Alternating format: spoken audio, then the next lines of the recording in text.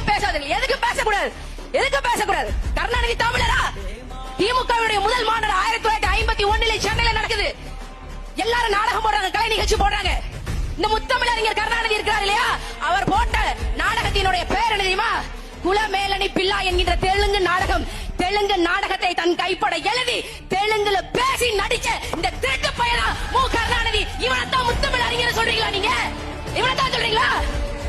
கேட்டா கருணாநிதியை பேசாதீர்கள். ஏன் பேசக்கூடாது? சினிமால கரியரின் உச்சத்தில் இருக்கும் போதே அரசியலுக்கு வந்து கிழிச்சாரு.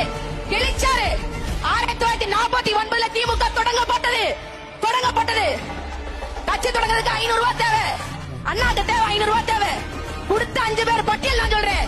பெத்தபாளையம் பழனிசாமி, என்எஸ் இளங்கோ, மதுரை முத்து, சேலம் சித்தையன், கே நீலமேகம் கும்பகோணத்தை சேர்ந்தவர். இந்த 5 பேர்ல மு கருணாநிதி உங்க தலைவர் பேர் எங்க இருக்கு?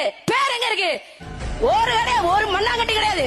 திமுகவை ஆட்டைய போட்ட மாதிரி தமிழ்நாட்டையும் தமிழர் வளங்களையும் தமிழர் நலங்களையும் ஆட்டைய போடுகின்ற இந்த கும்பலுக்கு நாம வைக்க போகிற வேட்டுதான் விவசாய சின்னத்துக்கு நாம அளிக்கக்கூடிய ஓட்டு. அன்பார்ந்த தாய் தமிழ் சொந்தங்களே, முல்லை பெரியாற்று சிக்கல், மேகதட்டு சிக்கல் எல்லாத்துக்கும் ஒரே தீர்வு.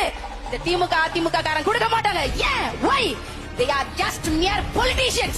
அவர்கள் சாதாரண அரசியல்வாதிகள். ஆனால் எங்கள் அண்ணன் செந்தமிழன் சீமான் அவர்கள் தலைவர், உண்மையான தலைவர். He is a true people's leader, Mr. Senthamizhan Seeman.